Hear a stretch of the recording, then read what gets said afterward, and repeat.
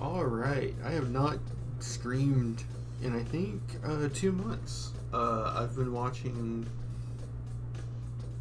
in the Dragon Ball mood lately, and I've noticed that ever since Seth has basically been outcasted by Dragon Ball, that most of the current Dragon Ball power scaling is very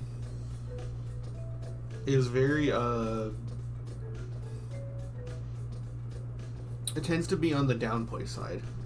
Characters are very conservatively scaled, and it ends up with really goofy, odd-looking lists. So I figured if you wanted a more highballed, a more generous take on Dragon Ball power scaling, I could do a stream, and I think that this will end up being a lot of fun. You can't do every highball. Some characters don't coexist on the list, but this is pretty much everyone I care about, and I included characters that otherwise don't have much scaling because they're like important characters-ish. Like I put Chi-Chi on here because she was in Tenkaichi 3. Bulma is a normal girl. We don't know her power level, but she's presumably a normal human. And she can't hurt Goku, who has a power level of 10. Power levels are a little bit questionable, but this is pretty consistent at this point in the series. Him having a power level of 100 as a grade 8 would explain how he could kill Grandpa Gohan and all that. However, it is worth noting that early power levels are probably exponential rather than linear, just because of the very small differences in early power levels compared to Namek Saga power levels. But either way, the Yamcha beat Goku in a fight. However, Goku was hungry, so he would just be vaguely weaker than he normally is. And also, if he beat Goku in the PL Saga would have just gotten a Zenkai. So Chi-Chi was able to scare Yamcha with her laser beam, but then he just kind of knocks her out. So again, Ozaru Goku at this point in time should have a power level of 100, which compared to other characters in terms of scaling, more so makes this Goku a bridge to kind of like a wall between other characters scaling. But we'll get to that when we get to that. And Krillin isn't really as strong as Yamcha. He's more so comparable to, like, I mean, we just know he can survive gunfire, which is kind of impressive. Yamcha at the 21st Budokai was training, and he was confident that he could beat old Goku.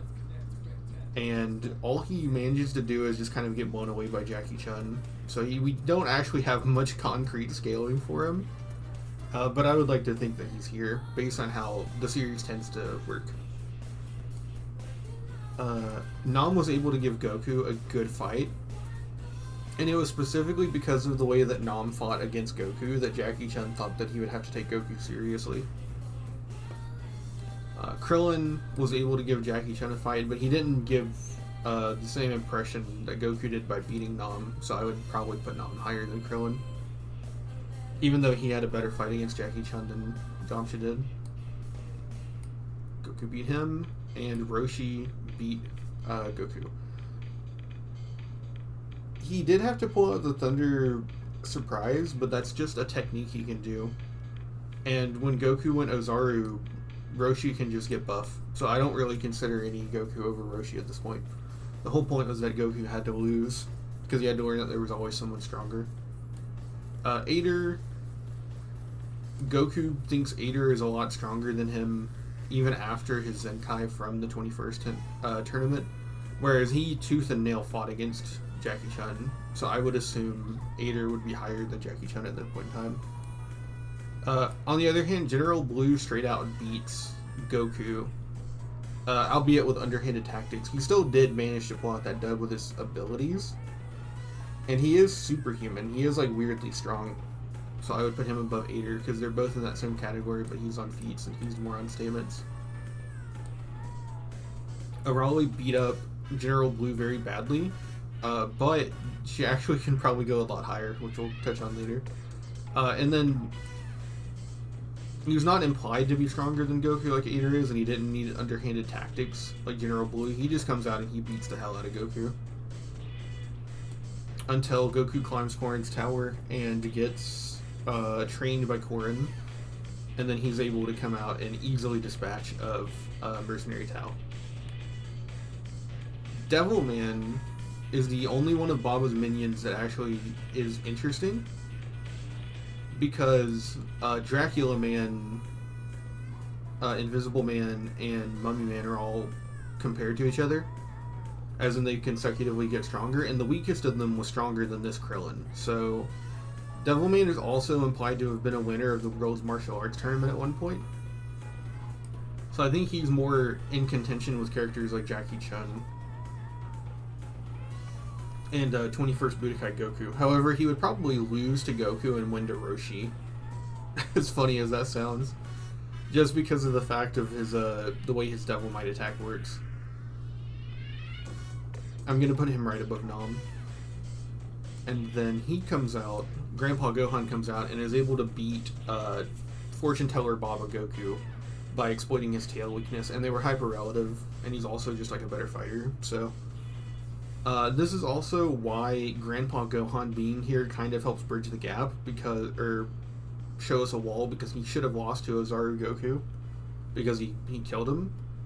So Ozaru Goku at like every point in the story should just be above Grandpa Gohan, since a weaker Ozaru Goku killed Gohan.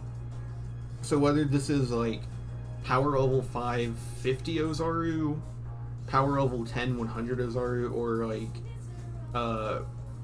relative to Roshi power level 18 180 Ozaru, no matter how you scale it, Grandpa Gohan just goes below him. The peel-off machine at this point made Goku use the Kamehameha, so they might be stronger than like Tao, because I think Tao just gets beat up and then exploded with a grenade.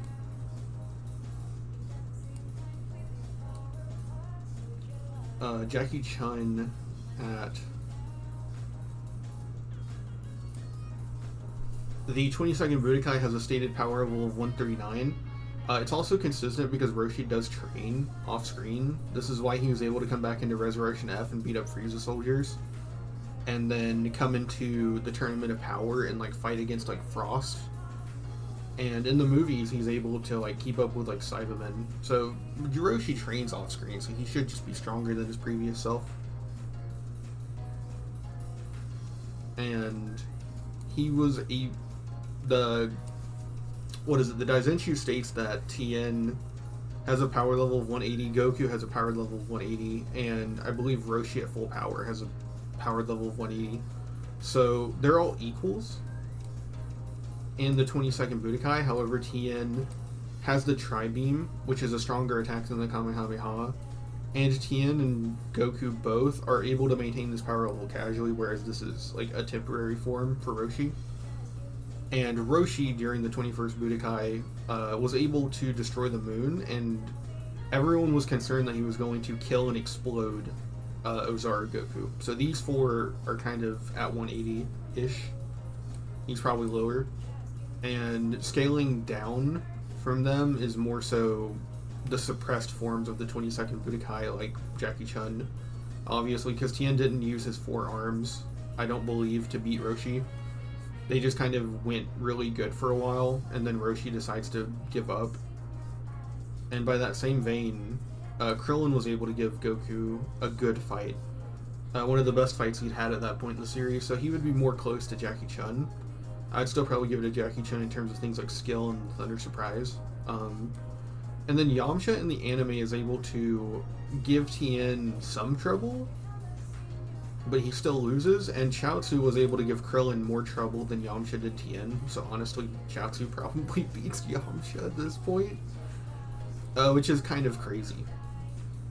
But this would probably be my pecking order for the 22nd Budokai, with Gohan scaling significantly lower if Ozaru killed him. But you could make the argument that Gohan is like right below Diosaru. Gohan could be flexible, depending on how you see a few things, but this is a more generous list. Now, Tambourine is interesting. He did beat a nerfed Goku, because Goku had just expended most of his energy fighting.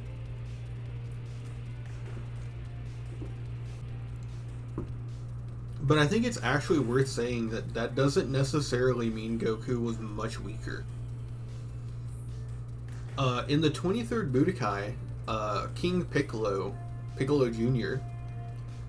has exhausted Goku. They went base to base, then they took off their weights and had an exchange. Then Goku got serious and he used the Super Kamehameha and he survived Piccolo's explosive wave, and then he got a hole shot through his chest that literally spurts out blood like a dramatic anime bloodshot.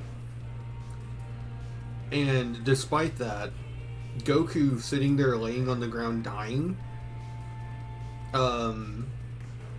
Master Roshi, Yamcha, Tien, Krillin, Chaozu, all of them, they all kind of look on the sidelines as Piccolo is saying this, and Piccolo looks at all of them and he's like, come over here and do anything if you think you can. It would take hundreds of all of you to stand up to me.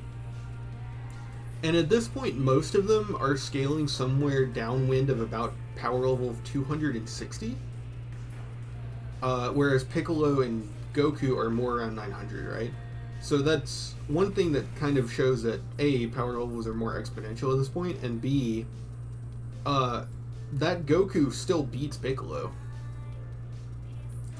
So like the dying, like Goku with no arms, no legs, just his head blindfolded, you know, like from the memes, unironically is stronger than everyone else, despite the fact that his power level is only like 4 times higher. And he has all of those injuries, so realistically, I don't see anyone from the Budokai, the 22nd Budokai, standing up to Tambourine, considering the way he absolutely ragdolled Goku. However, the fact that Yamcha thought he could do anything to Tambourine is also kind of more proof that Yamcha's probably somewhere up here instead of just complete trash. But it probably would not have gone well for Yamcha either.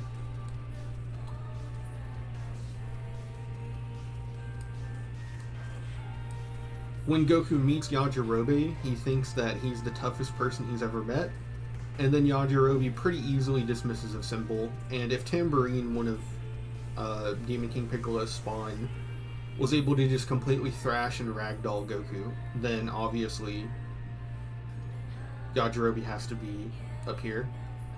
And then Goku with his Zenkai is able to just splat Tambourine like it's nothing before getting completely demolished by Goku. With Prime King Piccolo being even stronger than that. And now this is where it's interesting. So this list, you could argue a lot of these placements differently between strength and who would win. Because Goku just wins. He outlasts Piccolo, and even when Piccolo takes a hostage and gets a free shot on Goku, it's still not enough. So we know Goku just wins in a fight. However, I believe in either Kai or Daizenshu, it's stated that this Goku has a power level of 250, and this Piccolo has a power level of 260. So depending on how you would scale that, you could make the case that Piccolo should be ranked higher. But I would say that if you're ranking this as a versus battle thing, that they're just hyper relative and Goku wins because we see him outlast King Piccolo. Now, Drum is very weird. His only feat is just completely demolishing this Tien, which is better because this Tien is fully healthy when he fights Drum, so that's a better feat than Tambourine.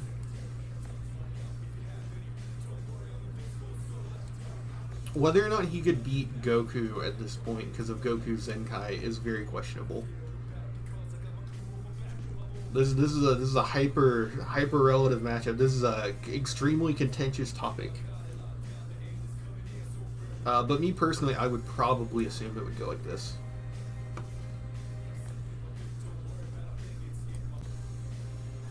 That beat, Demon King Piccolo tries his ultimate attack on Popo and he just kind of brushes him off. and Popo directly states that Kami is stronger than him. Well, this is also consistent considering that Kami was a fighter in the 23rd Budokai, which we'll get to now. So Cyborg Tao is stated to have a power level of 210, which would put him downwind of Prime, whereas all these guys are scaling above a power level of 180. This isn't actually entirely inconsistent, as he's able to scratch Tien, and Tien is pretty confident he's above that Goku that fought Demon King Piccolo, so being able to do anything to that Tien is probably more proof that he's above the original demons. Chi-Chi has a power level of 120, so she would be scaling more so down from Master Roshi's 139. So interestingly enough, she might unironically just be able to solo 21st Budokai depending on how you scale a bunch of things, which is very funny. Yamcha also similarly is able to land a blow on Kami, so I would probably consider that closer to these two than Tao, but again, maybe Yamcha is just the weakest fighter in his tournament for no reason. And Krillin in the Saiyan Saga has a power level of 230, I believe, and he was able to hit Piccolo so hard that Piccolo reconsidered taking over the world. He was surprised that there were humans as strong as Krillin, despite having fought Goku and Tien.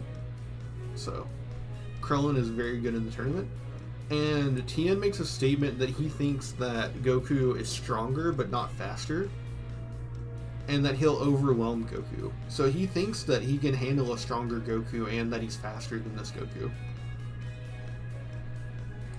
And then obviously Goku beats Piccolo, who makes that statement with Kami, Tien, Krillin, Yamcha, Master Roshi, and Chi-Chi, and Chaozu all off the side that even after his entire fight, he's like, you would need hundreds of all of you to stand up to me.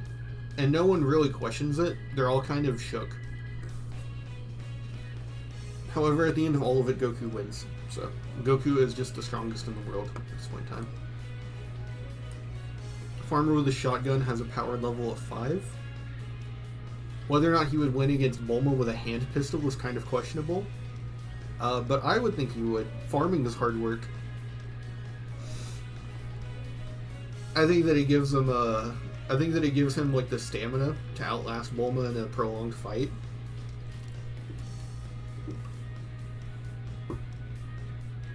And he's also looks like he's built like a brick shit house. He's like a square. I don't think Bulma's going to be able to hurt him. And then obviously Goku and Piccolo have just surpassed themselves from the tournament. Interestingly though, not by much. I believe Goku's power level during the tournament is 910, and his power level against Raditz is 974. So they really haven't been training, which makes sense. Piccolo devised a technique and was already weaker than Goku, and Goku was raising his son, so Raditz shits on them at a power level of 1500, and Piccolo with his special beam cannon is able to kill Raditz. I believe it charges up to about 1300.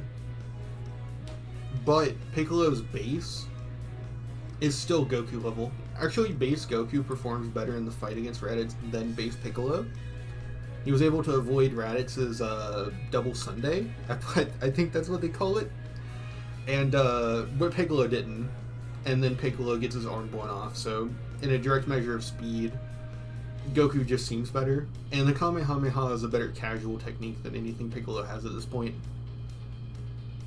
I do think that Piccolo with his special beam cannon would have the advantage. He'd probably be able to figure out a way to charge it up against Goku. So I'm willing to put him here, but I still think that Goku's base is better at this point. And then Gohan is weird. He has a power level when enraged of I think 1307, but how does that affect a versus battle? Like, he's just gonna attack the person and then snap out of it. So we either just rank him by his power level, where he's the strongest of them, or we just rank him as like he's a scared toddler that lands one attack and then goes out. But to be fair, that one attack is probably soloing Dragon Ball. I think to be fair, we would just skip him at his max. And then Garlic Jr. from Dead Zone is just straight up weaker than Gohan. He's kind of immortality soloing Goku and Piccolo. And then he gets knocked into his own attack by Gohan, so like catastrophic hell. But like in terms of immortality diffing, he could technically go up to like the Majin tier, because I think you need to get to that tier to have like existence erasure in the form of like Hakai and stuff. But I think we're just gonna power scale Dead Zone Garlic Jr. and he's just worse than Raditz. Yajirobe, after his training for the Saiyans arriving, has a power level of, I believe, 970 exactly, compared to Goku's 974. I could be wrong. But I believe that's the case. I don't quite remember. I do know that Yamcha's exact power level is 1480, but I'm willing to give it to Yamcha. Despite there being a massive gargantuan 20 power level difference, I'm willing to bet that Yamcha can probably use his Spirit Ball and Kami and Korin training to like just be a better fighter and just outdo Raditz. Now, this depends on how you interpret some things, but by the time that Raditz shows up, power levels should be linear. And sometimes very small differences in powers like this can just lead you to absolutely body your opponent. Vegeta, with what has to be a power level of less than 28,000, is able to fight Zarbon at a power level of 23,000 and just completely no diff tank all of his attacks and demolish him. And that is less than a 2x difference. However, the difference between them is basically two Kid Gokus, and Yamcha has significantly better martial arts training, and the Spirit Ball, which is able to catch people off guard, so I would give it to Yamcha. However, Chaozu is significantly more sad. He has a power level of, I believe, 610, which means that he never outclassed 23rd Budokai Piccolo or Goku in strength.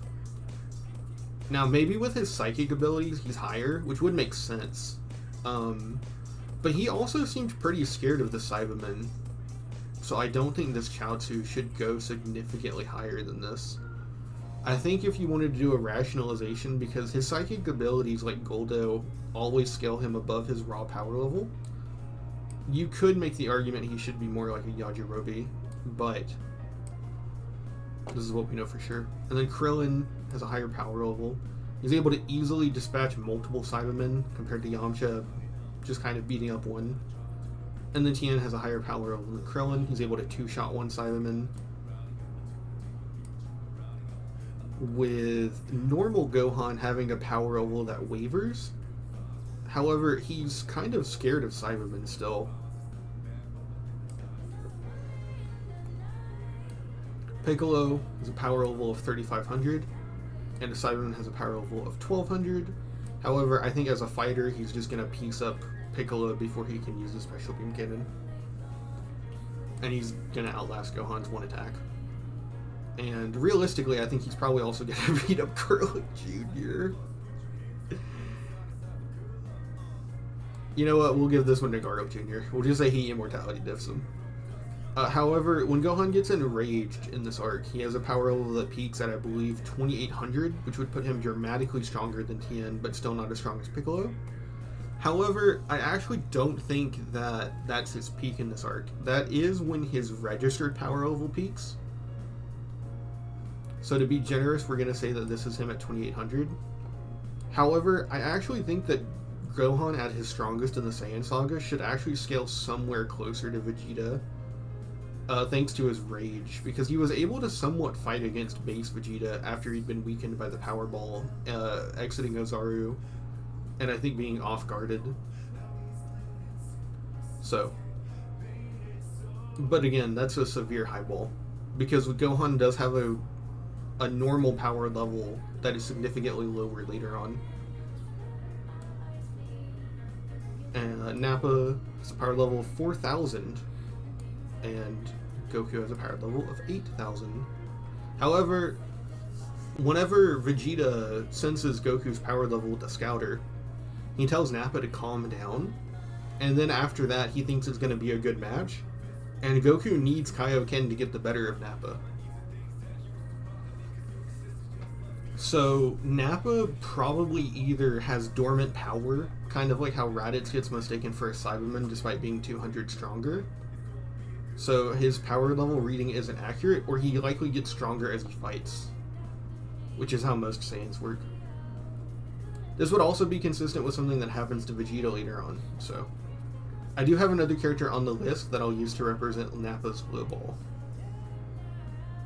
Goku, when he goes Kaioken times 2, has a power level of 16,000.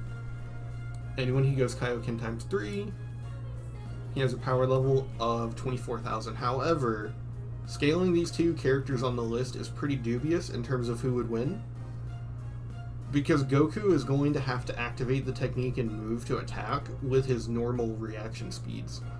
So I don't actually know if this technique allows him to beat characters like Zarbon or Dodoria, despite the fact that he would technically be stronger than them in terms of power. Also, it looks like Weeaboo Warrior did not put Kaioken times 4 on the list, but I'm assuming it's because the only time Goku uses it is when he bursts with times 3, which makes sense.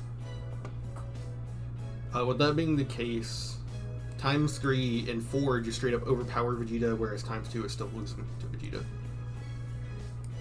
So, now, Vegeta's stated power level is 18,000. However, I don't think this is accurate. I think this is one of those cases where he just has dormant potential as a Saiyan that doesn't necessarily awaken the instant he fights. He has to get into his groove. And this is actually consistent with early Dragon Ball, because the Saiyans did not have ki control. Vegeta couldn't even sense energy until Namek. So it kind of makes sense that they don't understand the fundamentals of ki. This is even something that happens much later on with Goten and Trunks in Yo Son Goku and his friends return, where they don't even really understand how to use their ki anymore, just because they haven't fought for a while. So I think it's very possible that Vegeta just has a dormant power level much higher than 18,000. But since we can't prove it, it's kind of dubious to scale him that way. Whereas this is pretty simple. Times 10 would be 180,000. He would actually scale higher than the Ginyu Force.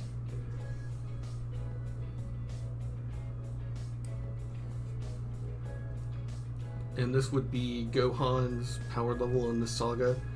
If Gohan is scaling to his 2800 register times 10, that would be 28,000, which would be also in this saga. Or it would be his normal power level times 10. It's very difficult to determine what Ozaru Gohan means, but we do know that either way, Vegeta wasn't trying to defeat him. Like, Vegeta did not want to try to box up Gohan, so I would assume this would be more close to 20,000. Weedo Loki has no scaling. He's like a planetary threat, like the Saiyan Saga Vegeta, and he fights a Goku with Kaioken, like Vegeta. The movies are very weird because if you try to use cross-verse scaling like that, a lot of them end up falling flat. The biggest example is Bojack. He's like 10 times planetary if you just use feats, and it's like, I don't think Zarbon and Midoriya are piecing up Bojack. But we just really don't have anything greater for him. If anything, we just know Weelo is definitely weaker than Vegeta, because the Spirit Bomb worked on Weelo, and it did not work on Vegeta. I guess by that logic, Gohan had the Spirit Bomb at one point, so we can do that. As goofy as that looks. This is Namek Saga now. Bardock is stated to have a power level that is encroaching on 10,000. And it's stated that at this rate, he might surpass King Vegeta, meaning that King Vegeta should likely be a little bit stronger than him. And it's also stated, I believe, in certain guides that Vegeta is just the strongest Saiyan alive at the time. So this would be Super, Super Broly and Bardock special time. With Vegeta in both of these, or at least in the original Bardock special, being able to pretty casually destroy Cybermen.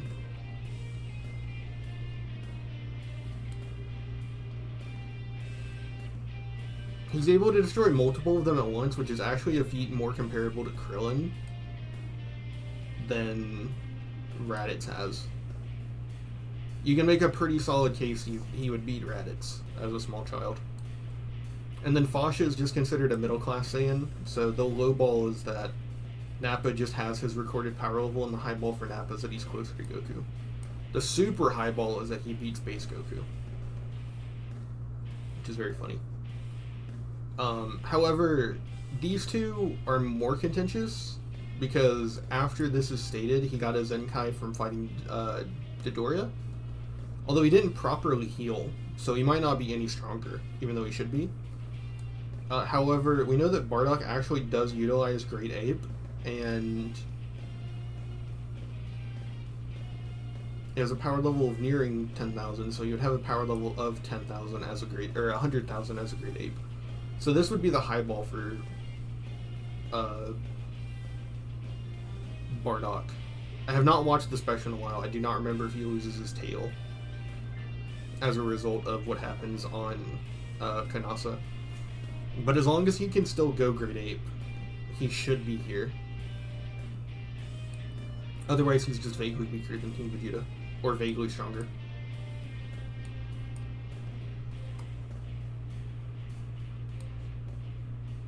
A pool. A normal Frieza soldier has a power level of 2,000, meaning that they would beat the human Z fighters at the Saiyan Saga.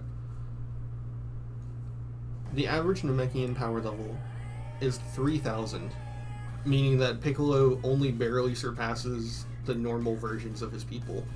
However, this is more understandable considering that Piccolo is like half of a Namekian, and it's implied that the fusion, the original state of Kami and Piccolo, would have always been an exceptional warrior to an extent. And then Krillin and Gohan are recorded to have power levels consistently at 2,500. No rage boost or anything like that. But Gohan, I think, beats Krillin during their image training on the way to Namek. Qui, on the other hand, scales to Vegeta at the same power level of 18,000. But considering that Vegeta has his dormant power level, I would put Vegeta above him. There's also the fact that Vegeta can force a Grade 8 transformation if he wants to. And Vegeta's Gallic Gun, despite having a power level of 18,000 initially, is able to match Kaioken times 3 Goku, which would be 24,000, meaning that his Gallic Gun has a power level increase of 6,000. So there's like different avenues to argue that Vegeta just beats Qui. With his first Zenkai boost, he was able to capture... Sorry, I think it cut out. He was able to beat Zarbon and Dodoria, so he would go up here. And again, if he has that Gallic Gun, he's beating out Goku in an endurance match.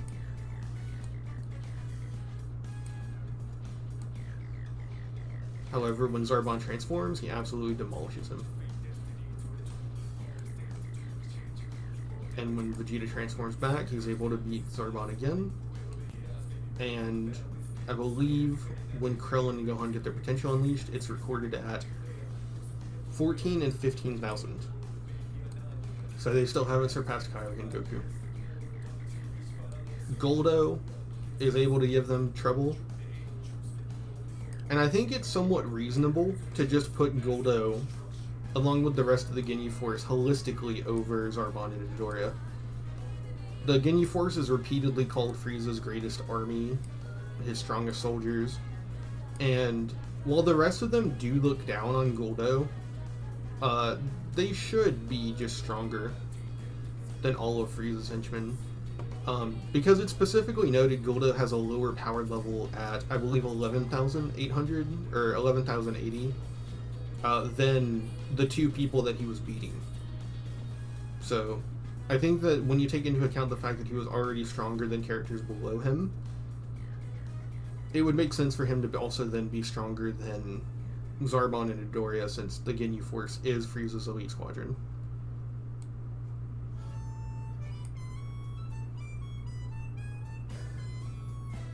This is Goku when he first arrives on Namek, who has an initial power level of 90,000.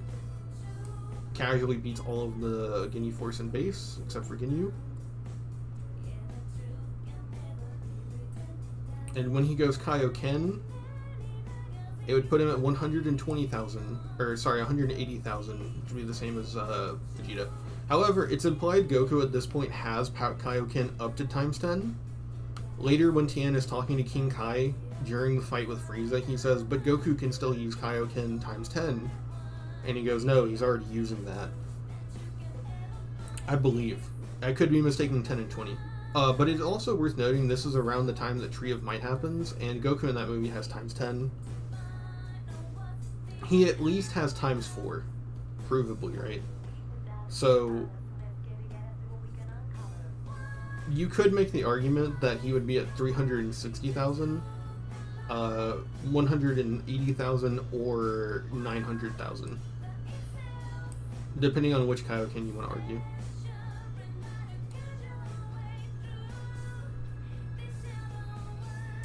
Captain Ginyu, I always mess up the power level for this one, but I believe he has a recorded power level of 22,000. He would be about Dodoria level. But he's not used to his body. He can't properly use all of its abilities or techniques. And he's getting beat up bad by like Gohan and Krillin, who are just vaguely stronger than this weaker character, so I'm going to put him below Dodoria. Now, Turles is weird. He has a recorded power level of 19,000 exactly. It's funny they would be right side by side. Goku in the movie has a power level of 30,000 and can use Kaioken times 10, meaning that once he's eaten from the Tree of Might, Turles definitively is 300,000 plus. But the thing is, we see him eating another fruit, and if it just gave him the same times 10 plus increase, he would actually be at 3 million, and he would be matching Goku. He would be able to match Goku that showed up to fight Final Form Frieza. Now, I think that's probably a super Giga Highball. That's a little bit crazy even for me, so I'm just going to put him at 300,000.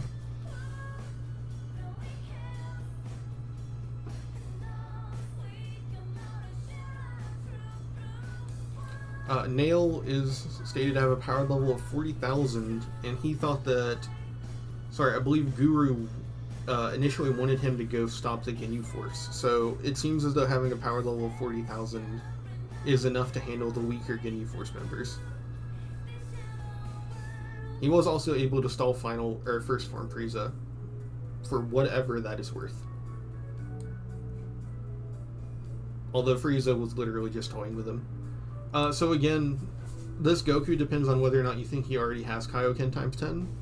The only Kaioken we see him do would put him above Ginyu. So I'm going to do this to make the list significantly easier. The Power Ball should have nerfed Vegeta slightly.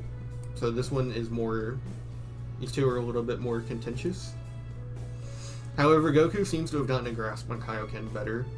So whatever nerfing the Power Ball is doing is probably enough for Goku to just outpower, even though it would be more of a toll on Goku's body. Chaozu in the Namek filler was able to beat Guldo. Whether or not you think he can beat the rest of the Ginyu Force is questionable.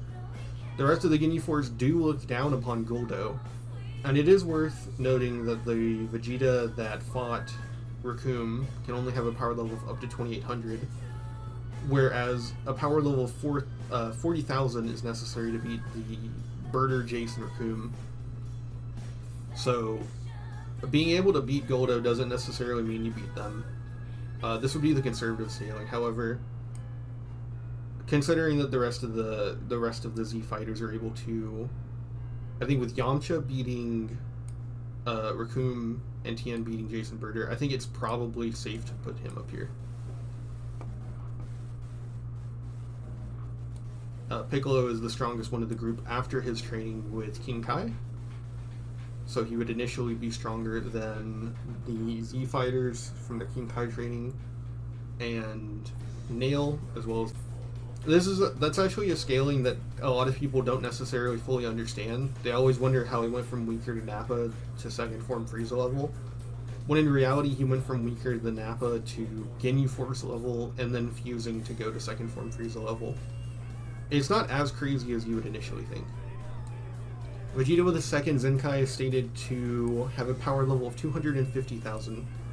However, he was able to give first form Frieza some trouble, which would imply more relativity than 300,000. And again, he has a somewhat dormant power level at this point, but it just depends. It's very difficult to scale this Vegeta, but just being safe, he has 250k, which is above his previous Ozaru and Goku when he arrived on Namek.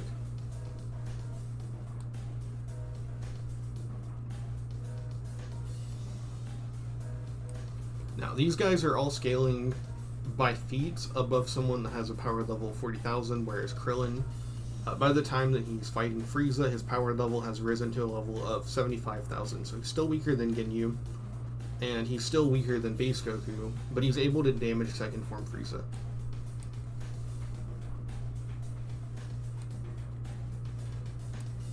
Uh, 530,000 and over 1 million. With Gohan able to somewhat press him, but he kind of just shrugs off the beating, and then Piccolo comes in and has a full fight with him. However, Frieza is actually stronger than Piccolo at this point, and he mostly transforms just to keep messing with the Z fighters. It's actually something that's pretty consistent, because Frieza transformed when Vegeta prodded him to, despite the fact that he should have been more than twice as strong as him. It's just because Frieza has like a very sadistic and lazy personality. It's a part of his character. The highball is just this, but it doesn't change much. Gohan gets another Rage Amp and is able to somewhat press third form Frieza enough that he wants to transform again. I would assume this would make this Gohan's rage higher than second form, but this all is very headcanony, to be honest. And then again, Vegeta senses third form and assumes he can take it, whereas Frieza proves that wrong.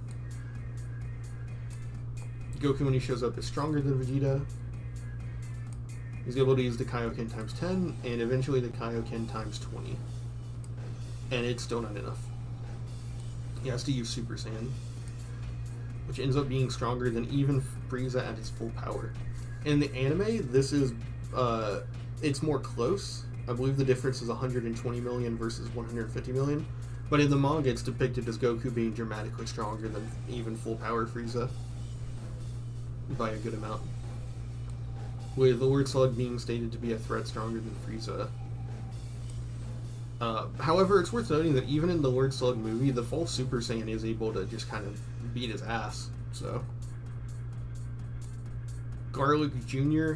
also similarly is actually getting thrashed around by like Piccolo and Gohan, and he's kind of immortality dipping them and like cheesing by getting rid of Kami, which is like making Piccolo intangible or whatever. So even amped, he's still like a second form Frieza level threat. Now Cooler is interesting. In his movie, he fights base Goku and he says, "I can understand how you killed Frieza," meaning that in Cooler's revenge, base Goku is stronger than final form Frieza at his full power. And then this Goku uses a Kaioken times 20, and Cooler's just able to dominate him. So I think you can make a pretty strong case that he should be in the next tier, but we know for sure he's 20 times stronger than this Frieza. And similarly, Mecha Frieza thought that he could handle Super Saiyan Goku now, and King Cold is stated to be a key greater than Frieza. He's stated to be stronger than Frieza at certain points in the anime. And despite seeing Trunks kill Frieza, he still thinks that he can do something to him. But neither of these guys are provably 20 times this, so they would still be weaker than... Trunks at his first appearance has a power level of 5. He's only got a sword, so I think the guy with the shotgun wins. And then Trunks, at his first appearance, pretty easily dismantles his whole tier. It's actually hard to prove he's 20 times stronger than this Frieza, though. Which is really goofy. There's one argument for it, though, that we'll have to... You can kind of break up the tiering sequence a little bit. Oh, he's right here. So, this is because we learn later on in Dragon Ball Super, the Moro manga arc, that Super Saiyan Blue Evolution Vegeta is initially viewed as being somewhat weaker than Ultra Instinct Omen Goku. And then Goku does his training with Miras and draws out Omen. And then, despite that, he's not able to really do much against Moro. He's just able to evade. And then Super Saiyan Blue Goku is kind of doing about the same as his Omen once he runs out of it. And then we see Super Saiyan Blue Evolution Vegeta show up and just do significantly better than Ultra Instinct Omen Goku after his Yardrat training. Meaning the high ball for his Yardrat training would actually be a 20 times increase in base from the Moro arc with Vegeta. So if you were to use that, then that would mean he has a Zenkai, he has 20 times, he's stronger than Kaioken times 20. Which would mean that him being comparable to Yardrat Goku would make him times 20 as well. But that argument wasn't really possible until the Moro arc, hilariously enough. And then Goku kills Cooler and Frieza in the future timeline, and it was stated he was going to until he felt Trunks do it. And since they're scaling as like the Super Saiyan form of Yardrat Goku, and he's more scaling down from that Yardrat Goku, they can probably go above Cooler. Base Gohan, however, in the future timeline, in the anime, I believe, this is either the anime or the manga, states that he never surpassed Goku, meaning that his base is just kind of vaguely weaker than Yardrat Goku, so probably in between Kaioken times 10 and 20. And Trunks is significantly weaker than him base to base. It's kind of hard, low-key, it would be kind of hard to prove where he would go, but just putting him as relative to... The thing is, we know he cannot be relative to Gohan, so I'd probably put him down here. And then Android 18 and 20 in the future are here.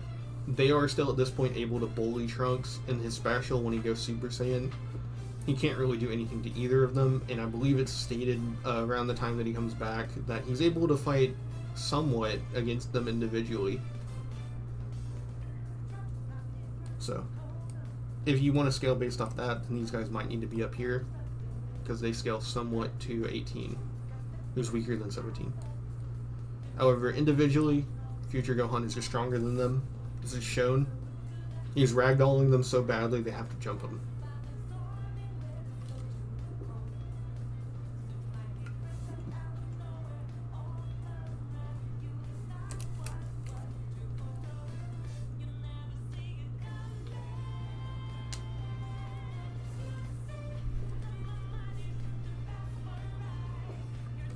Now, this actually changes dramatically from the anime to the manga. He included a manga version of him specifically because of how drastic the difference is. In the manga, he literally gets his ass beat so bad, like worse than he does in the anime, and then 17 straight up says I haven't even been going at like all out, meaning that they might have been at like half power or whatever. And then he just gets absolutely fucking demolished, which is significantly sadder. And then yeah, even when he went Super Saiyan, he could not do anything to them. So he would still probably... He's probably the weakest Super Saiyan that we've ever seen. I think the only weaker Super Saiyan in existence would be, Bardock from the, special. Bardock is so special, he has 2 specials. He also has Minus, and a section in the Granola arc, and a section in the Broly movie. What a special guy.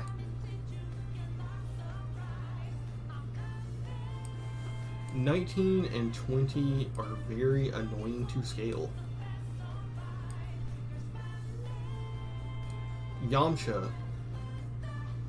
This gets into an argument that a lot of people had. This is one of the reasons I wanted to make this video and scale characters.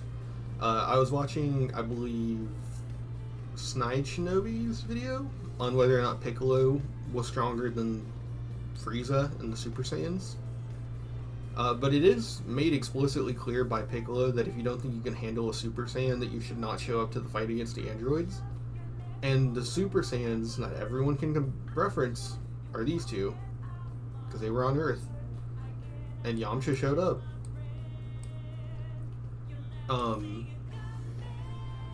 Now the issue is that he gets literally no diffed by the androids, so whether or not he's actually up here is kind of dubious. And we can kind of rank them each by their feats, assuming that you take this generous scale.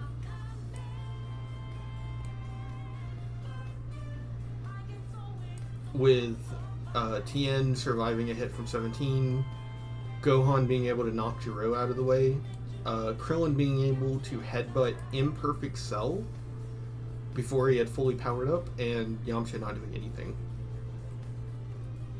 So if you believe that they're all stronger than a Super Saiyan because of Piccolo's statement, they would all be here.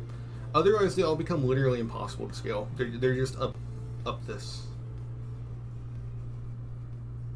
If anything, I actually think that you can probably make the argument Krillin kept his lead. But now scaling Tien's Tri-Beam is very weird. It's able to do more against Semi-Perfect Cell than Android 16 could. So if you are just a Tien Shinhan stand, you would just say he's stronger than 16 if he's bloodlusted. But we kind of saw in the fight with 17 that he just didn't even have the speed to get off a Tri-Beam there. And then he kind of catches Cell off guard, who isn't taking him as a threat. So it's even in a real fight, I don't actually know if we can even use Tien's Tri-Beam, to be honest. Piccolo just comes in and shits on 20.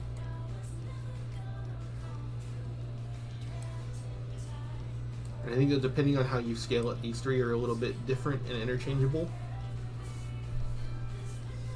So Android 20 was able to scare all of these guys into not doing anything to help Goku, meaning that these two should be above these three still, and they're provably above Yamcha. 19 from there was then able to absorb some of Vegeta's energy, or Goku's energy, and then Goku started dying of the heart attack, so we can't really scale him in comparison to full power Goku. And then Jiro was able to get some attacks off of Piccolo and Vegeta, but even despite that, Piccolo still beat his ass. So they're significantly below these levels of Z fighters, which should include Trunks with his sword after coming back. And it's this Trunks that would make the statement. It should be this Trunks that makes the statement that he can more so individually fight against the androids.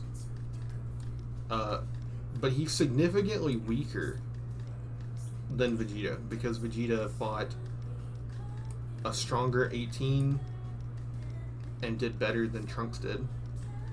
As in, not stronger 18, they both fought 18, but Vegeta had a prolonged fight and Trunks just got tossed aside. There's even statements that Piccolo makes that he might have even surpassed Goku.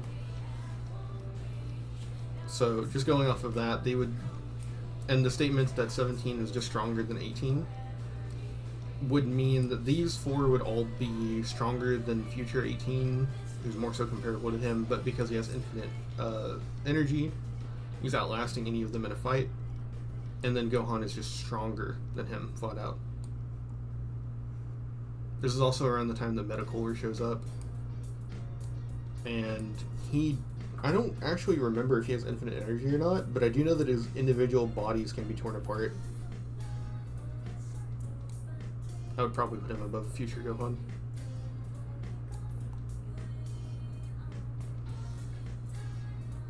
And then Android 18 is just vaguely stronger in the present timeline than the future for some reason. He'd be more comparable to Android 17. And it is also worth noting that one of the big reasons he won against Vegeta was because of his stamina issues. And then 17 is just implied to be vaguely stronger. It's probably beating Metal Cooler. He would be very comparable to Gohan, but he would probably just outlast Gohan. I guess we won't do the Metal Cooler army. We'll just scale Metal Cooler individually, who lost to Goku and Vegeta.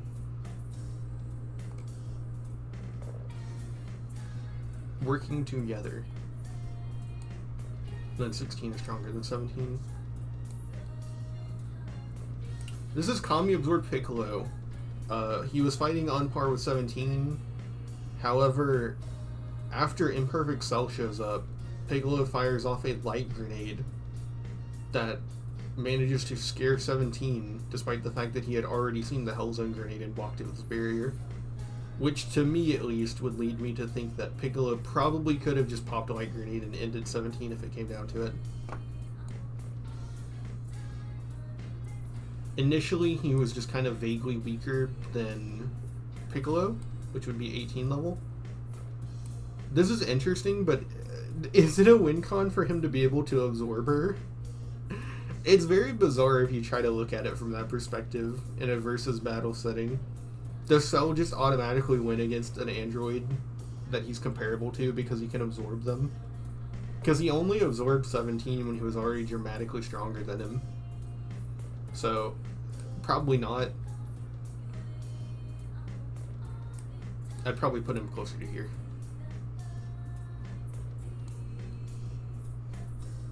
Super 13 has really weird statements. He has a statement in a guide, in a movie guide, that he has infinite energy, which would either make him an infinite energy model, or it would make him, like, universal. Although I believe from the timeline of the movie, he would have beaten Kami Absorbed Piccolo.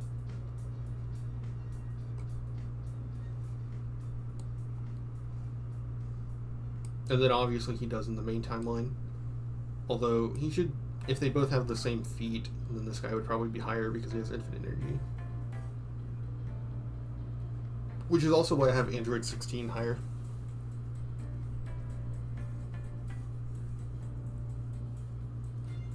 Because of the fact that when the two of them go to fight, he's able to rip off his tail, and then he regrows it. But we know that Cell at this point isn't implied to have infinite energy. So it just means 16 would more than likely outlast him.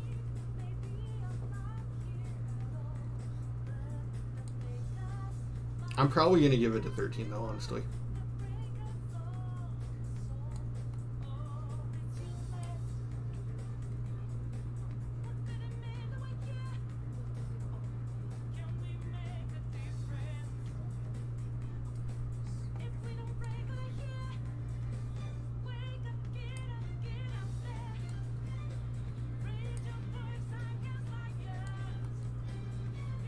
Semi-Perfect Cell bodies Android 16, gets his ass beat by Trunks and Vegeta. Vegeta says Trunks is almost as strong as he is.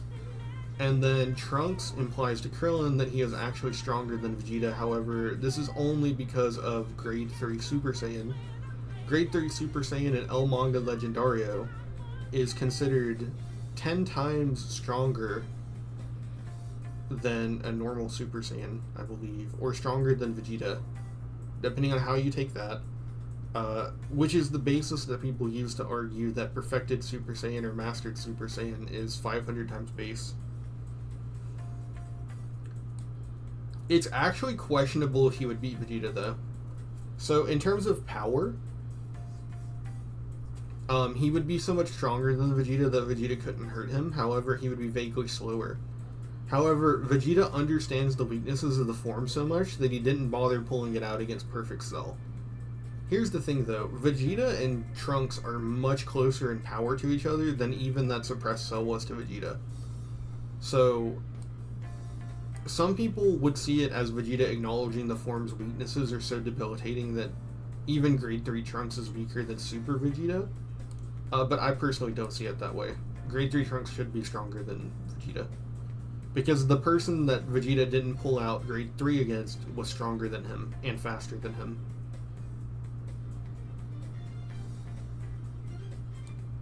Then obviously, Cell beat them both.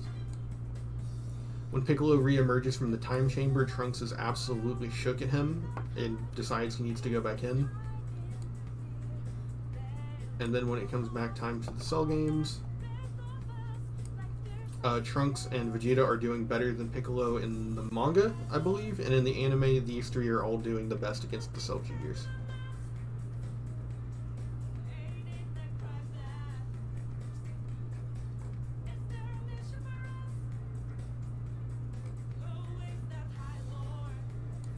Z Broly, we're gonna come back to him. Hercule is superhuman. He has insane durability, and he's able to perform feats of strength that I don't think normal people can.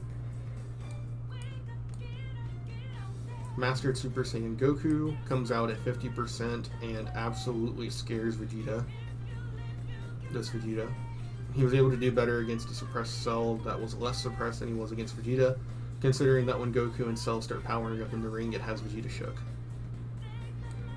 And Mastered Super Saiyan Gohan is stronger than Mastered Super Saiyan Goku. He thinks Goku was holding back the whole time because Gohan was stronger, so he thought that Goku was stronger too and that he was holding back. And when Cell feels his full power, he acknowledges that he's strong. Maybe I'm hallucinating that though. Cell Juniors should represent the level that Cell was suppressed to when he fought Goku. We know that Goku, while fatigued, couldn't beat them, but that's probably not too big of a nerf. And then Gohan couldn't really do anything about them either, and none of the Z fighters could do anything to them. So Cell has different levels of suppression. He initially suppressed himself so low that Vegeta could injure him with the Final Flash. Then he pulls out a little bit more power against Trunks when he goes grade 3 just to dunk on him. Then he pulls out more power when he fights Goku, and then he pulls out the Cell Jr. However, it's noted when the Cell Juniors are getting cold feet, he says something along the lines of, "If you don't go fight, I'm going to kill you myself." Meaning that Cell, even casually without going full power, is still on another level than his previous suppression against Goku. And then Gohan embarrasses Cell until Super Cell comes out. And the father-son Kamehameha is kind of weird. There are arguments that Goku is literally amping Gohan during it. And because of that, it's very difficult to scale the father-son Kamehameha and Gohan individually. All we know is that Super Perfect Cell was extremely confident about taking this Gohan and easily broke one of his arms with like a casual ki blast. And there is something in the Buu Saga actually that implies that this is just another level. Base Trunks at the end. He's stronger than he used to be. So this is more so just a thing from BoJack. But we know that in the BoJack movie, Base Trunks was fighting Tien and had to go Super Saiyan to win the fight. So if you think these guys are stronger than their old selves, it would actually mean Trunks' base at the end of the Android Saga would be close to his Super Saiyan power at the start of it, which is very interesting. He doesn't have the biggest power growth in the saga, but it is interesting that 50 times is kind of it. And then BoJack was just very similar to Cell, where he was able to draw out Super Saiyan 2 and anger out of Gohan, but then he just immediately got his ass beat. If he's comparable to Perfect Cell, he loses. Cell has Saiyan biology to get stronger, Frieza biology where he can like be alive as long as any part of him is still like existing. He has like Piccolo regeneration from a single nucleus. He has like all the Z Fighters attacks in like combat sense. If you're like relative to a character like Cell, you're just losing. And then Pycon just kind of comes out and casually obliterates Super Perfect Cell. So this is Gohan after the 7-year break. Ignore that this isn't Super Saiyan 2, this is just Gohan, who should just be comparable to his old Super Saiyan 2 self, which is actually why he's probably weaker than he was when he beat Cell, because he doesn't have access to his rage on command. And Goten initially was comparable to this Gohan's Super Saiyan, which means that Goten would probably be more comparable to him with his Zenkai boost, so he'd probably be about here. Bigtail Videl is stronger than Satan, and lost to Spobovich. You think Spobovich can beat Krillin?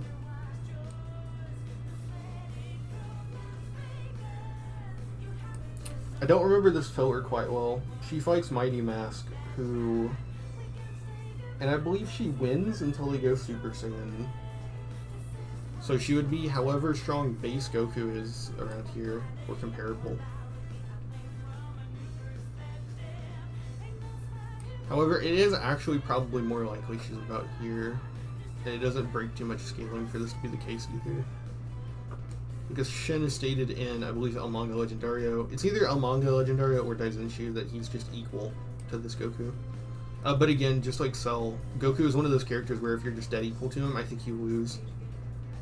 Because Goku has instant transmission, Kamehameha, he has amazing fight sense, and at this point he somewhat has Saiyan biology where he gets a little bit stronger as he fights. It starts to be a thing in the Buu Saga. And worst case scenario, if you use the filler, he might have Kaioken because of Bicon. Now, base Vegeta is a very interesting character. He's one of the only reasons I decided to include like different forms, because he's extremely confident that he can take the entire tournament in his base. This would mean base Gohan, Android 18, Piccolo, and all of the humans. So make of that what you will. He also beats Pui Pui in a way that scares Shin. So I'm just saying, maybe base Vegeta is just kind of that guy by this point. And Goku's base is stronger than Vegeta. By a significant amount too. Vegeta felt extremely insecure about Goku when he pulled out his full power Super Saiyan against Yakon. Yakon my balls. So he'd be like a stronger Super Saiyan Goku. I have no clue where to put Yakon really, because he was getting his ass beat by Goku.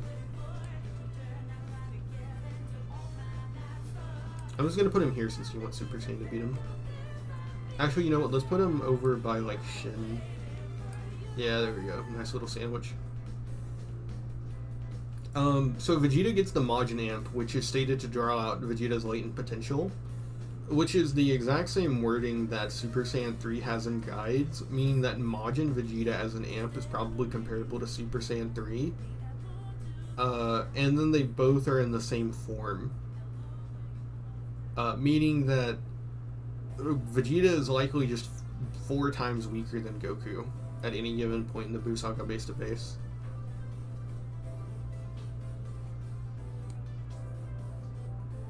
Is this? This is like angry Gohan. So Goku tells Gohan that if he gets angry and he goes Super Saiyan 2 and he uses his anger, that no one can beat him. So this means that this Gohan would either be here or here. It's very weird to tell, because if he's just talking about just Gohan, it would make him stronger here because he trained with Goten. So his base would be stronger and he would have the same rage. But again, if you do count Goku as like an outside source on the Father-Son Kamehameha, then it would mean this. But if you think this is just Gohan at his full potential, full rage, Super Saiyan 2, then it would mean that Buu Saga Super Saiyan 2 Gohan would go up here. Which I also think is probably the case for another reason. Dabura is stated to be stronger than Super Perfect Cell. To be fair, this is a very generous placement for Dabura, because Goku is the one who makes that statement, and more guides say that they're just equals than anything else. However, I'm going to use this to kind of help divide the tiers, more than it being necessarily that I think he's just bodying Cell. But Goku does seem to think Dabura is stronger than Cell. However, it is very possible that he's simply talking about Perfect Cell, full power Perfect Cell that he sensed, with guides stating that he's more closely equal to Super Perfect Cell. And if that's the case, then obviously those two statements would work in congruity. If he's stronger than Perfect Cell, in Goku's opinion, and equal to Super Perfect Cell, those both make sense. This is more than likely where he is.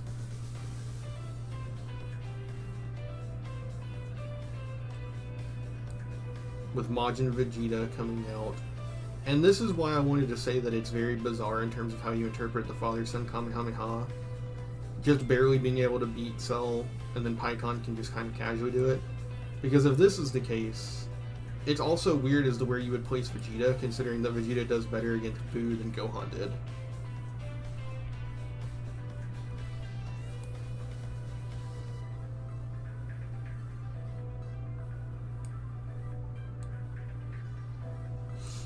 Super Saiyan 2 Goku versus Majin Vegeta, they're basically interchangeable. They both have weird, non-conventional bodies. But realistically, if you actually look at how the fight was going, they were equal, but Goku was, like, distracted. And, like, not really wanting to kill Vegeta. So, like, realistically, Goku is still stronger. And then, yeah, Majin Buu comes out and dunks on the Super Saiyan 2s. Goku was fighting him on par and says he was stronger, could have done it, but he wanted to give the next generation a chance. If you just use feats, Majin Buu would just outlast him, but I'd take the statement at face value. Base Gotenks in his first appearance tries to fight Fat Buu and gets his ass beat, but at least compared to Vegeta and Gohan, he survived. He didn't die, so... Z-Sword training, Gohan was stronger base to base than Goku, meaning that with Super Saiyan 2, he would probably be stronger than this category of Super Saiyan 2s that are just kind of losing to Buu. And then Super Saiyan Gotenks, after fusing and as a Super Saiyan, thinks that he can just take Majin Buu. And Piccolo seems to think so too, I believe.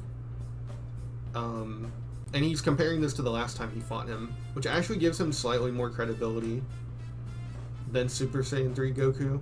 But he's on a timer, so I would probably say that in a versus battle sense, I would probably still give it to Goku. It's kind of tough to quantify Good Buu compared to these guys, because Good Buu's only feats in this arc are ass. If you think Vegeta didn't get any stronger, then Good Buu is like down here. But I personally do think Vegeta got stronger. This spot will represent Goten and Trunks after their time in the room of the Hyperbolic Time Chamber. We know that in Super they're able to beat Cell Juniors, and they were able to get dramatically stronger.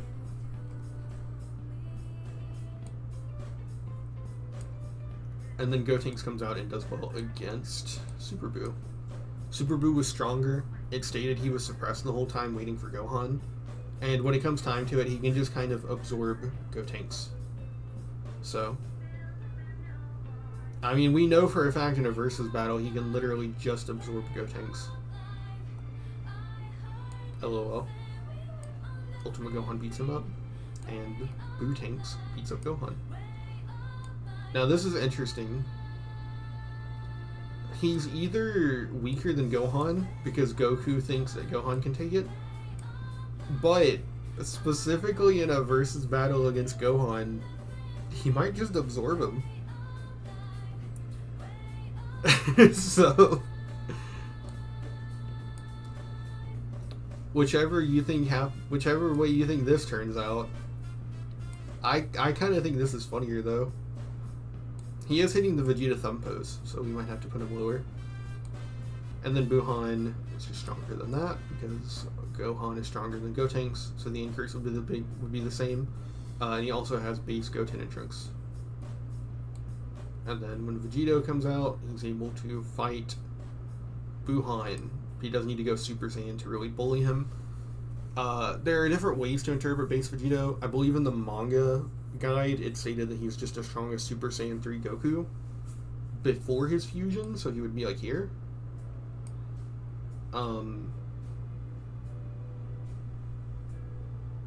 I believe in the manga this is how it works, because I think that there are things that imply that even Gohan base is just stronger than base Vegito. However, the increase from a character to their fusion is very inconsistent. In Super, it seems to lean more towards like blue levels, whereas we just haven't really gotten that out of base Vegito yet. He is stated to be the ultimate warrior when he's born, and this is true in the anime as well. So it might just be that he's just low-key that guy and that Boo just got stronger during the fight. Which is what I would personally choose to believe, because he is called the ultimate warrior, but then Boo gets stronger as the fight goes on, and especially with his rage. And then Super Vegito bullies the hell out of that man. Super Vegito has like a million statements about being the strongest guy in the universe, strongest in all of Z, the strongest ever. And specifically for this video, he's stated to be stronger than Gogeta a lot. But there is one guide that says that they're equals, and that the reason Gogeta would lose is because of a timer. And this is my personal preferred interpretation of these two. With it being that Janemba is stronger than Boo, but lost to Gogeta. So we don't know what version of Boo this is talking about, but I would assume it would mean any Boo.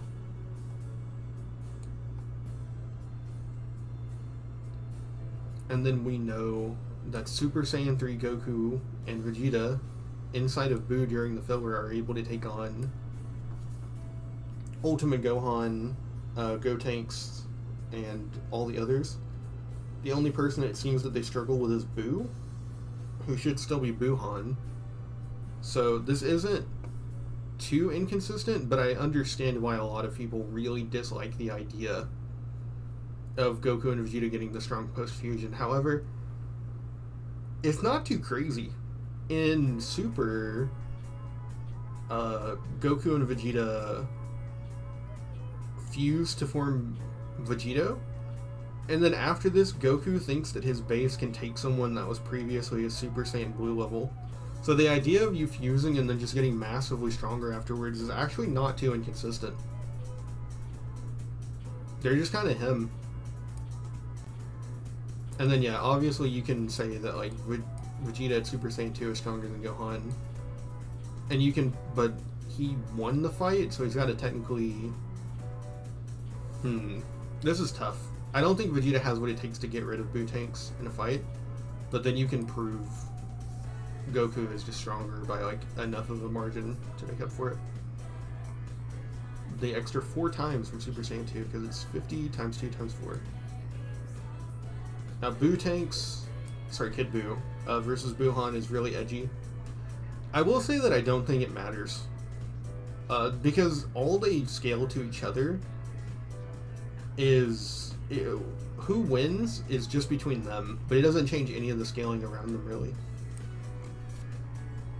I think that if you take this, like, super... Goku is big strong, and then he beats him so he's bigger strong, you can make the argument that Kid Buu is the greatest villain ever, that he's the most evil Buu, he's the strongest villain in Z, and that there's a lot of statements for that. I think you could argue that this version of Buu is just smart enough to beat him. He low-key might just absorb him. Because we never see Kid Buu absorb anyone. So, I think I think you could make that argument that Wuhan just absorbs Kid Buu. And we know Boos can absorb other Boos, so that's not even that bad of an argument. I hate trying to account for things like that. All the humans in the filler are able to fight Olibu, who's like Pycon level.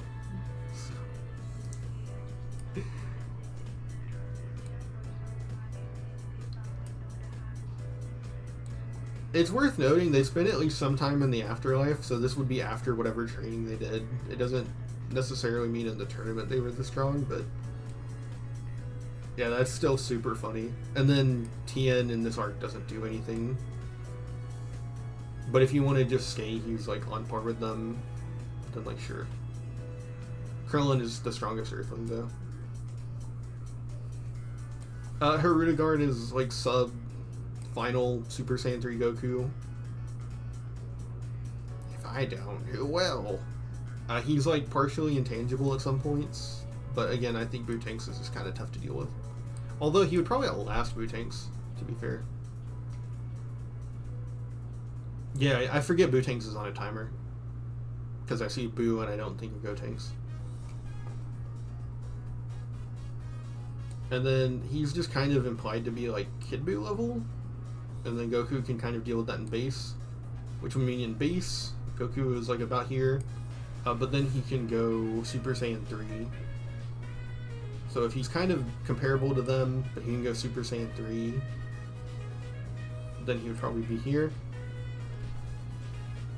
But a lot of those statements that imply Vegito is just the strongest in Z exist even though this Goku exists too. This Goku, it's really hard to prove this Goku is over Vegeta. Vegito. Now this is really edgy. But there are a lot of statements for Broly just being the strongest in Z, in the movie timeline at least. And what's worth noting is that if you take that statement of him being the strongest in the movies, that scales him over Gogeta, who should be comparable to Vegito, so it's stronger that way. He's universal, just like Boo and Hirudegarn and Janemba, so he's in that tier anyways. And then if you're taking his strongest incarnation, the Bio-Sludge monster, he's also like kind of difficult to actually damage, so he's also super haxed. And then even if you just put him at like the same level of power as characters like Gogeta and Vegito, he's not on a timer.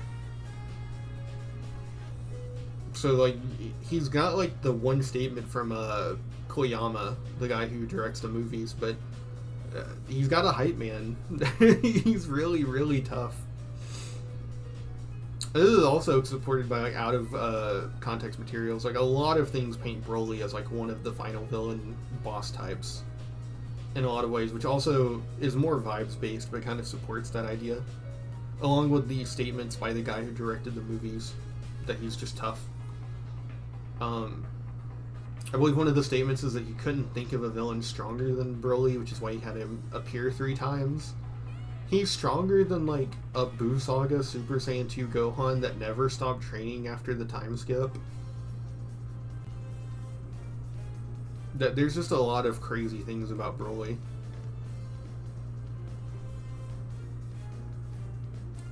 However, at the end of the day, Broly's scaling is just kind of to whoever he's over. So he's not too much above Vegito. He's just definitively above him, but we can't quantify it, right? Whereas God, when it showed up to stop Beerus, it is seen as an option that is just categorically above Vegito. Which is kind of significant considering that... Where did I put him? He's missing. Here he is. Super Saiyan Goku had beaten Kid Buu. Meaning that at this point in time he was still lagging behind this Goku.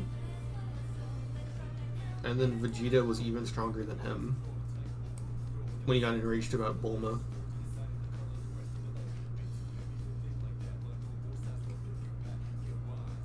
That sounds about right.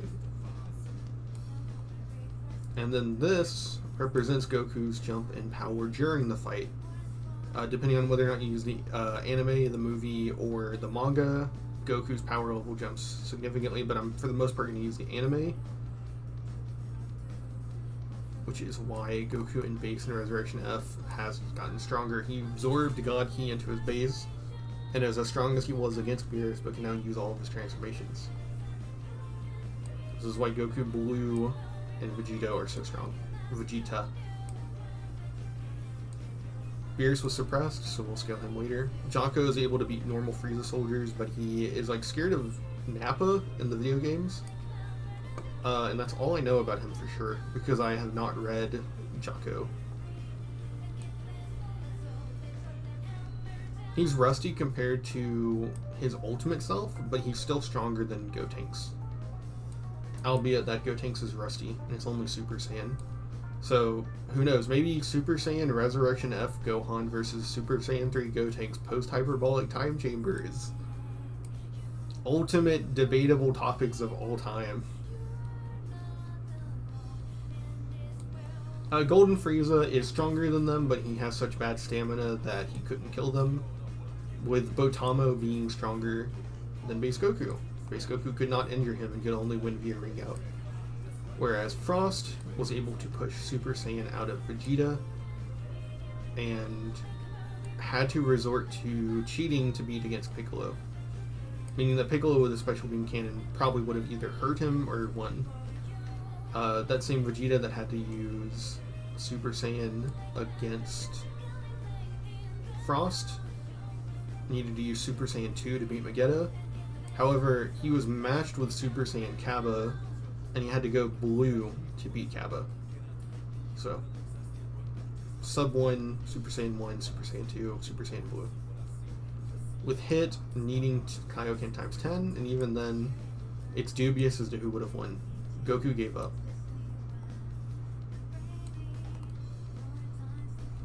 When Future Trunks first shows up, he's a little bit weaker than Black, who was able to go fight evenly against a Super Saiyan 2 Goku, who due to training, fighting, and Zenkai should be stronger than his Universe 6 self. That's why I'll have him here.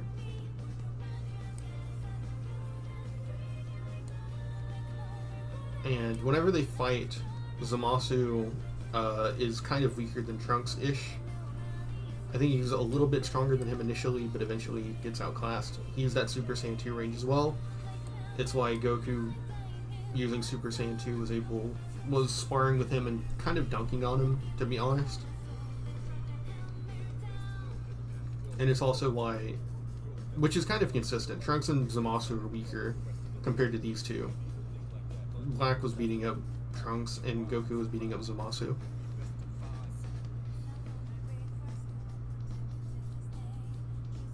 I would probably order it this way. Zamasu has his immortality to beat Trunks, and Black has no Super Saiyan strain.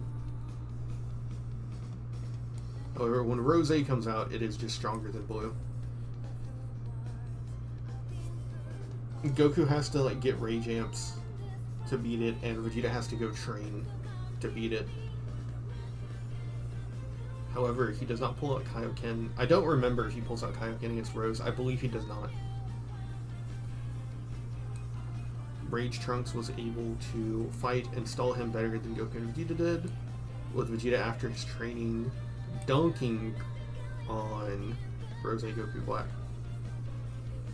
It was actually a very heated topic at the time as to whether or not Vegeta was stronger than Kaioken times 10 Goku here. And I miss those days, the old days of Super Saiyan Rose as a 1.2 to 2 times multiplier. It's because you have to, you use the scouter logic for who would win, but it just sounds so dumb to assume any transformation is just 2 times.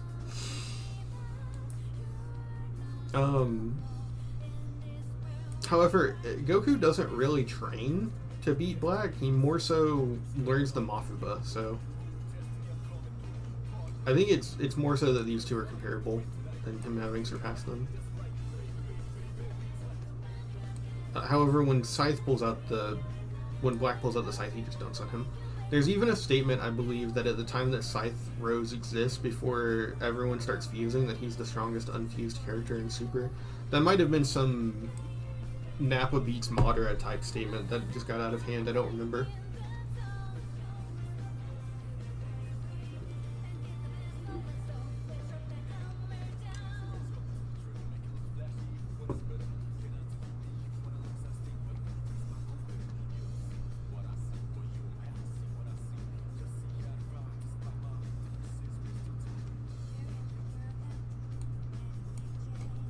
Zamasu comes out, he's initially stronger than that. And base Vegito was doing comparably to Goku, who was using like Kaioken times 20. So he's definitely stronger than Hit and Goku Black.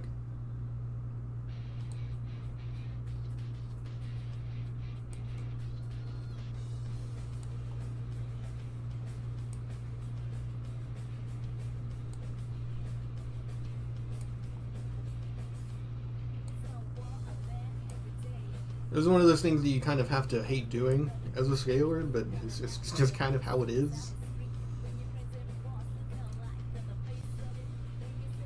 It's so cringe. But yeah, it's pretty bad. So Goku Blue, Vegito Blue just loses to Zamasu, and then Trunks with the sword just cuts him in half and turns him into this. And to get rid of this, they had to get Xeno in there, so this is kind of this scaling, as annoying as it is. So Hit from here should be 10 times stronger. Actually, it's not really this Hit that scales anywhere. It's more so... Oh boy. I didn't realize that I put it this way. So this gets really aggravating.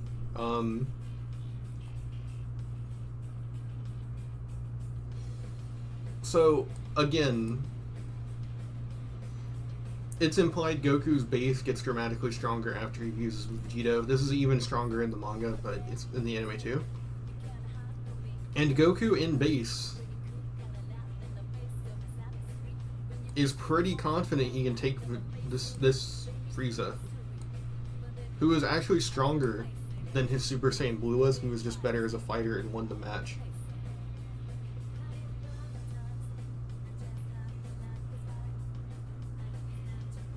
Meaning that base Goku is more so about this level now.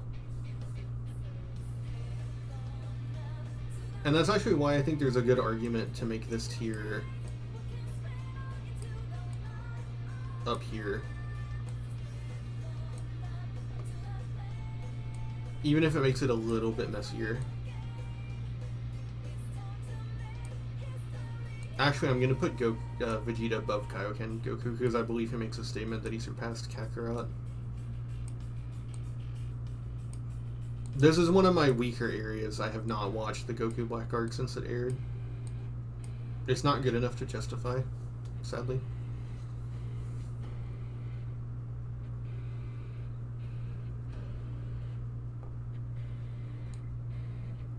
Now, the trio to Danger, since they got their own exhibition matches, I decided to actually scale them.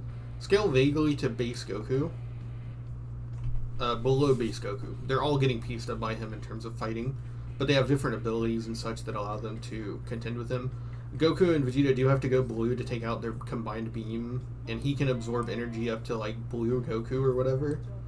So they would scale vaguely down from his base at this point. I think it's safest to put them here. I don't remember their names. It's like, I think it's Basil, Bergamo, and Lavender. Boo does the worst out of this group. Gohan beating his enemy. And Boo's increase in strength was to match base Goku, where he manages to get a ring out. You can interpret this a lot of ways, because all he did was get a ring out by catching Goku off guard. I personally think this would probably be the safest idea. He trained to beat someone that beat him. But if you wanted to be more generous, you could say it cut out. If you wanted to be generous to Skinny Boo, you would say he's base Goku level here. And due to his weird, unconventional body, he's definitely winning against all of these fighters.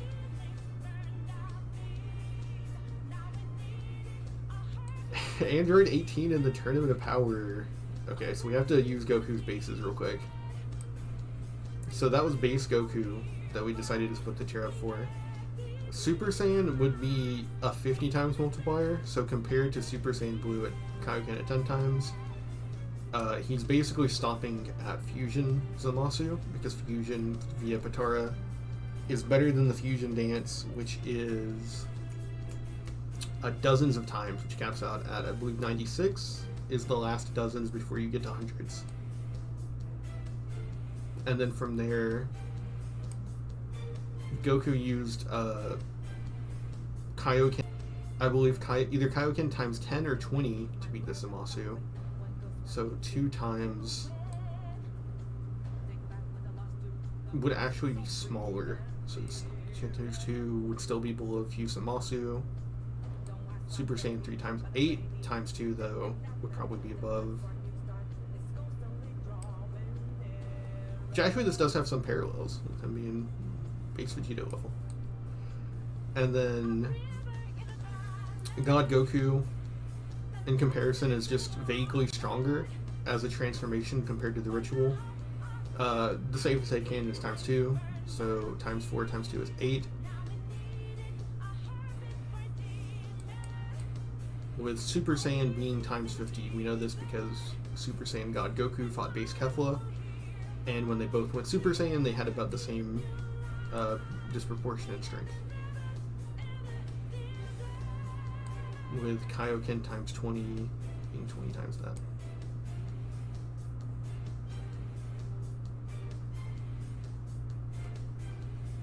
So, hit at this point scales more to Kaioken Blue Goku. But he did kill him.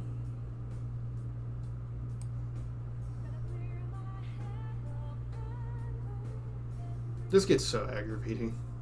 Super scaling fucking slugs.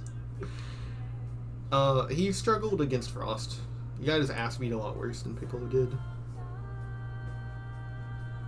But he still beat Tien's ass, and Tien couldn't do anything to Gohan or Piccolo either. Tien got done so dirty.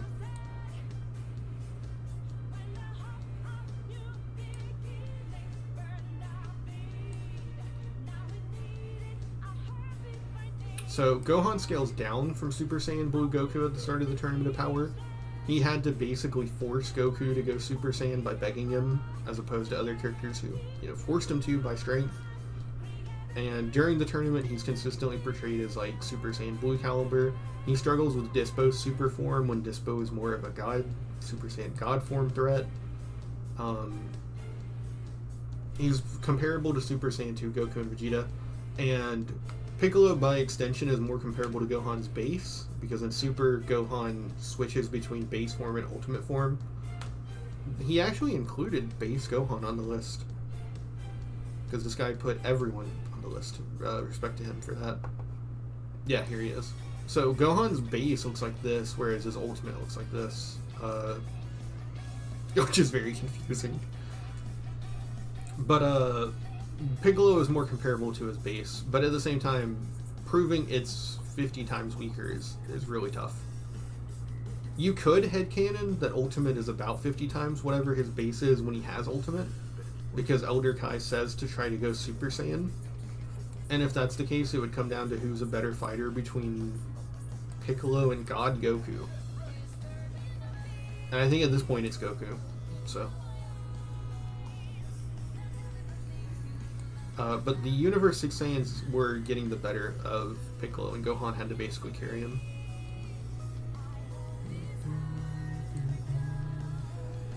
However, Android 18, I believe, more so closely scales to Krillin, and I believe she fought alongside 17 and fatigued Super Saiyan 2 Goku? I could be mistaken. Put him more about here.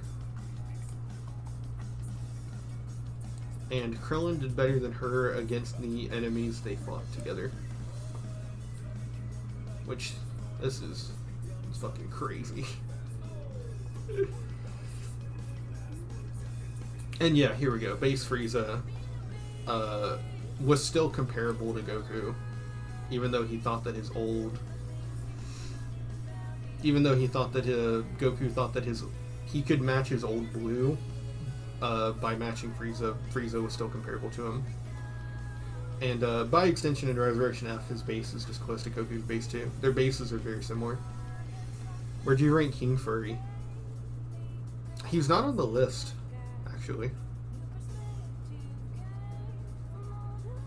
I don't think so. No, he's not. I could rank this snake. It gave Super Saiyan Goten trouble, so it beats up Frieza.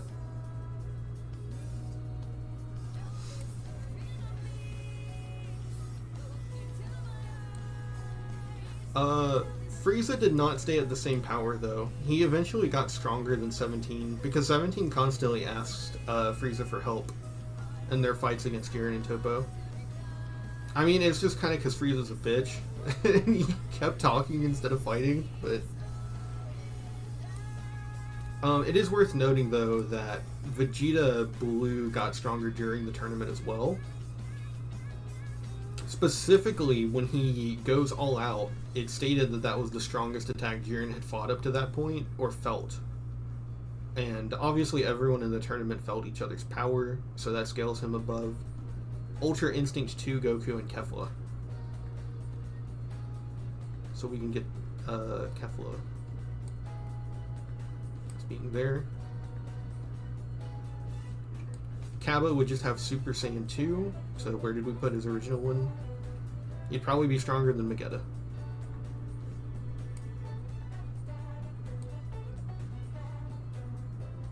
Is he stronger than Trunks? That's another one of those ultra hyper close matchups. That's not fun at all to talk about.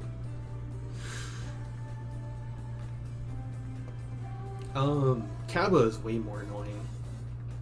So initially she should just be vaguely stronger than Super Saiyan 2 Kaba, but then she gets stronger and she gets trained by Goku mid-tournament to the point to where he has to bust out Super Saiyan 3. So she's more comparable to Super Saiyan 3 Goku. And then by the time that Kale and her fully end up as strong as they're going to be, they push Goku into God, where he kind of takes control of the fight. So I think you can make a solid argument that it would go more like this. Goku 2, Caulifla, Kale.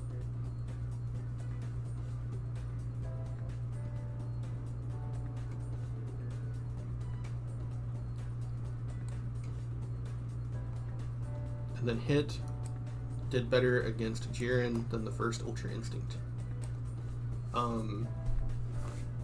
Hit did struggle against Dispo, but to be fair, Hit was using different techniques against Jiren instead of just trying to overwhelm him with power. So it's more like Hit when he's like fighting deadlier. It's just a different caliber of opponent. So it was Omen 2. Beat Kefla. Dispo was too much for Gohan, but he was still weaker than God and Blue. And Toppo was too much for Blue.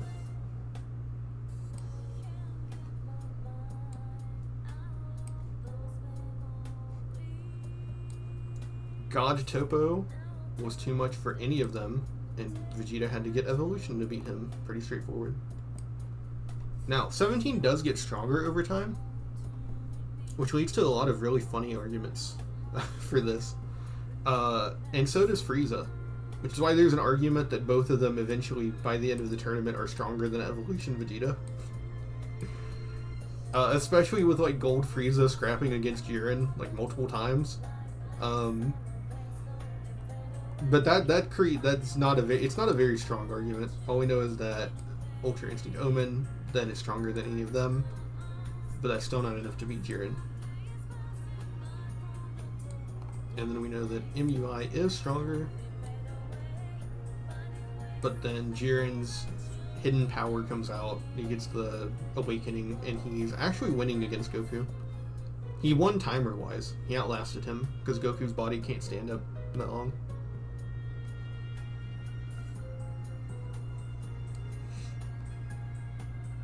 Okay, so this is the funny part. So there's a meme argument that like Goku and Base at the end of the Tournament of Power is able to fight, and he's stronger than 17. 17 doesn't get weaker, and then 17 was able to fight alongside Kaioken times 20 Goku and Blue Evolution Vegeta. So there's like a meme argument that Goku and Base at the Tournament of Power is like stronger at the end, and like Broly is just stronger than Vegeta's strongest form. It's not too strong though, because again, Vegeta had to save 17 So obviously at full power he's stronger, and the evolution he was comparable to was weaker. But Goku is just straight up kind of comparable to 17. Meaning that Super Saiyan would be 50 times. You can't really... It's really hard to prove any of these are more than 50 times increase. And then Broly in base was stronger than the Super Saiyans, but when Super Saiyan God came out, he got overwhelmed, and he needed Ikari. At which point he overwhelmed them until they pulled out Blue. Now, while we have Goku and Vegeta right here, Frieza did slightly better than they did. And Gamma 1 and 2 are stated to be stronger than Goku and Vegeta were last time they were on Earth, which in the anime timeline is Broly. However, Vegeta and Goku have been training since then, so Goku and Vegeta would also go stronger. And it's important that all of these characters are in the same tier, because Goku and Vegeta during Superhero still see Jiren as like out of their league. Whether that's base Jiren or hidden power Jiren is kind of unclear. But we also know during Broly that they still view themselves as not being as strong as the gods of destruction, and that Broly might be stronger than the gods. Meaning that it's pretty consistent that the Goku and Vegeta tier is still below Beerus and base Jiren, because base Jiren was the one that was stronger than Beerus. So if Broly is the strongest villain yet, and it's contentious if he's stronger than the gods, then it would more so look like this. When base Gogeta came out, he did better than Frieza.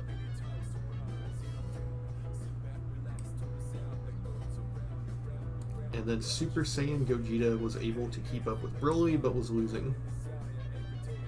And then using basic multipliers, Blue Gogeta is just above them. It's really difficult to prove MUI is more than the increase from Super Saiyan to Blue, especially when the last UI Omen was done here. That pick of Goku looks memeable. It's an iconic anime moment now. Base Piccolo and Superhero lost badly to these two, who are like blue level. So the way that you could kind of justify it is he's kind of like Ikari Broly, more or less. He's sub blue, but we don't know by how much. I need more music. I did not think this would take this long.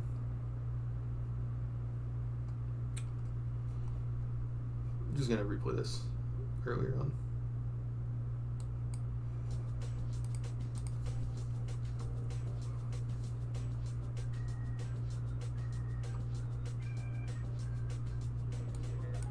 With his potential unleashed, he was more so comparable to them, but was still losing. So you might actually view it more like this. It's another Goku versus Piccolo matchup. I would still probably give it to Goku. And then Orange Piccolo comes out, he one-shots Gamma 1 and 2. And it's stated that he's now a rival for Goku and Vegeta. So I don't see Orange Piccolo jumping up here. Because Toriyama wanted Goku and Piccolo and Vegeta to all be rivals again. So even though he's got a much better feat than Goku or Vegeta do, I need to put Vegeta for Broly on here. So he would be higher than them by feats, but he should still be around their same power level.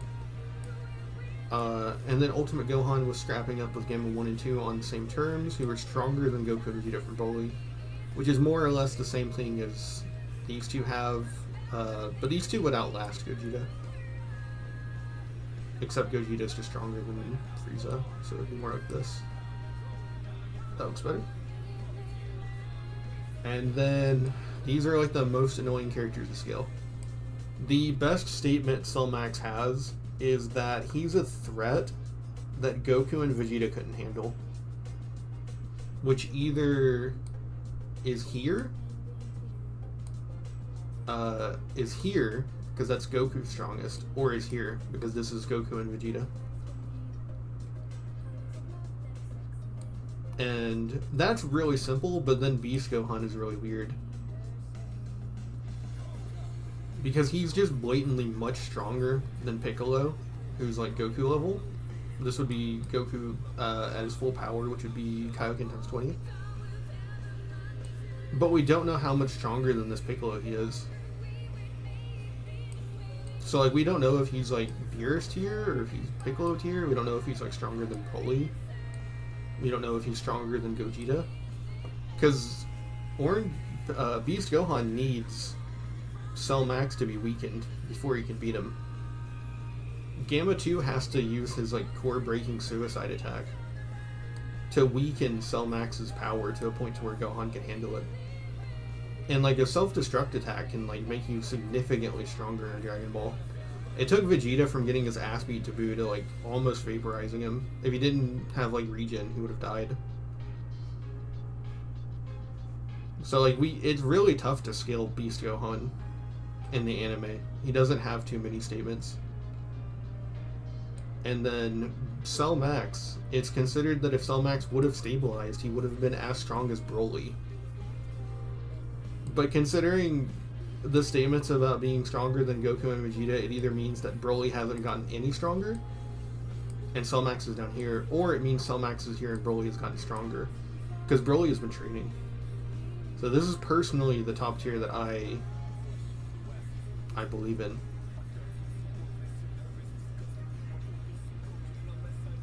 And then yes, Whis is the only character above this that has like feats that matter that is significantly stronger.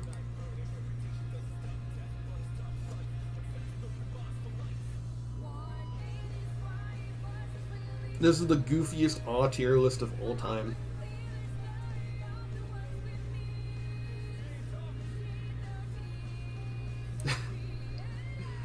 This looks awful. I hate Super.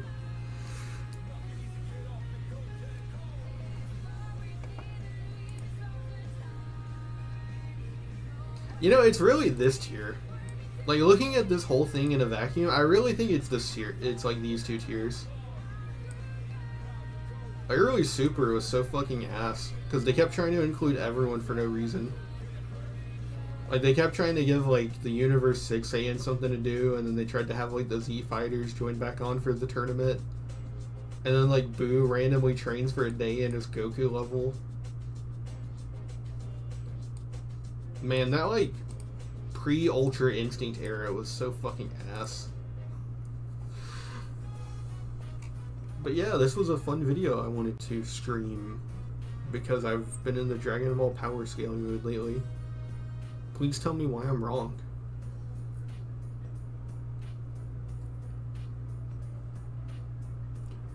Bye-bye.